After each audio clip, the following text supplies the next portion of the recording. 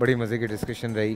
اچھا جب بھی میں یہ نوٹ کرتا ہوں یہ شادی کے حوالے سے بات کی جاتی اور خاص کر یہ کہ ایک وقت میں آپ 4 نکاح کر سکتے ہیں اور یہ بات ہوتی ہے تو ایک بڑی ہلچل سی مچ جاتی ہے, ایک عجیب سی بے چینی سی شروع ہو جاتی ہے کہ کیا بات کر رہے ہیں. لیکن دیکھیں اسی میں بات میں ہی بات کا جواب موجود تھا کہ آپ کتنی انصاف پسندی کر سکتے ہیں تب آپ آگے بڑھیں. امین شہری صاحب اس پہ نا تھوڑا مذاق بھی بنتا ہے لیکن خیر ہم اس سے تھوڑا سا بات کو آگے بڑھائیں گے کیونکہ بات تھوڑی آگے بڑھنی ہے.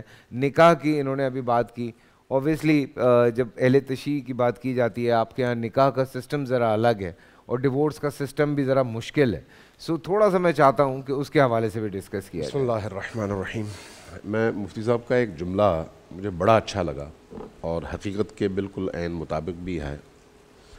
میں ایک جملہ ہمیشہ کہا کرتا ہوں کہ اللہ کا دین فطرت کے عین مطابق ہے. بے شک چونکہ فطرت کے عین مطابق ہے اس لیے فطری ضرورتوں کی طرف جانے کے رستے اللہ نے بڑے آسان بنا دیے ہیں اور کھول دیے ہیں, اور جو فطرت کے خلاف امور ہیں ان کو مشکل بنایا ہے. نکاح فطری ضرورت ہے, طلاق فطری ضرورت نہیں ہے. جب نکاح فطری ضرورت ہے تو اس نکاح کا طریقہ بھی آسان ہونا چاہیے. طلاق فطری ضرورت نہیں ہے بلکہ وہ بعض اوقات صرف غصے کی وجہ سے, بعض اوقات کسی اختلاف کی وجہ سے, بعض اوقات جذباتی ماحول کی وجہ سے انسان ایسے اعمال کر لیتا ہے اور بعد میں پشیمان ہو جاتا ہے. اسی پشیمانی کا مطلب یہ ہے کہ وہ فطرت کے خلاف تھا, تو اس کا مطلب یہ ہے کہ اس کو مشکل ہونا چاہیے. جہاں تک آپ کے سوال کا تعلق ہے, دیکھیں فرق نہیں ہے تشیع اور, یا تشیع تسنن نہیں کہنا چاہیے بلکہ میں یہ کہوں گا کہ احناف اور مکتب اہل البیت یعنی امام جعفر صادق علیہ السلام کی فقہ میں اس حوالے سے کوئی بہت بڑا فرق نہیں ہے.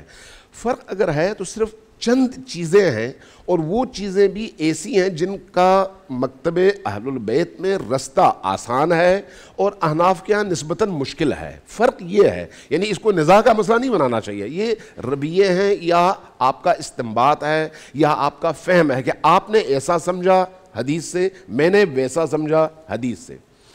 جہاں تک نکاح کا تعلق ہے, مکتب اہل البیت میں نکاح چونکہ جیسے انہوں نے بھی ایک جملہ کہا کہ اگر کوئی شخص حرام میں مبتلا ہو رہا ہو تو پھر اس پر فرض ہے کہ وہ جا کے نکاح کرے. ٹھیک ہے, بالکل ایسا ہے, چونکہ حرام میں مبتلا ہونا یہ بہت بڑا جرم ہے. اس کے مقابلے میں نکاح چاہے کچھ بھی ہو جائے اللہ کا حکم ہے, وہ جائز رستہ ہے. وہ جائز رستہ جو کبھی سنت تھا اب یہاں پر آپ پر فرض اور واجب ہو جاتا ہے. واہ واہ. ٹھیک ہے.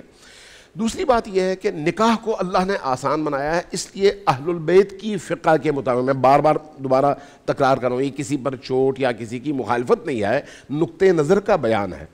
اہل البیت کے ہاں نکاح کے لیے لڑکا اور لڑکی ایک دوسرے کو پسند کر لیں, حجاب میں رہتے ہوئے ایک دوسرے سے گفتگو کے بعد, شناخت کے بعد, بغیر شناخت کے نہیں.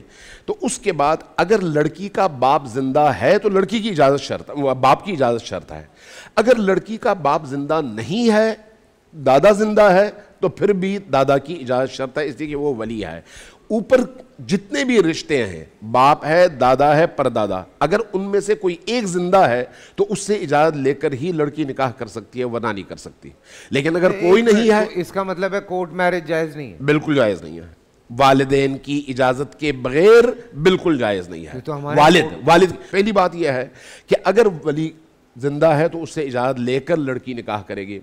لڑکے کو ولی کی اجازت نہیں چاہیے, وہ خود اپنا ولی ہے, لیکن لڑکی کو اجازت چاہیے. پہلی بات. اگر ولی نہیں ہے تو وہ خود مختار ہے, اب وہ خود نکاح کر سکتی ہے. دوسری بات, وہ اگر نکاح کرنا چاہے تو اس کو کسی مولوی کے پاس جانے کی ضرورت نہیں ہے, لڑکے کو بھی کسی مولانا سے پوچھنے کی ضرورت نہیں ہے. احکام نکاح کا اگر ان کو علم ہے تو پھر لڑکی اور لڑکا آمنے سامنے بیٹھ کر ایک دوسرے سے نکاح کے صیغے پڑھنے کے بعد, یعنی ایجاب اور قبول کرنے کے بعد ایک دوسرے کے محرم بن سکتے ہیں.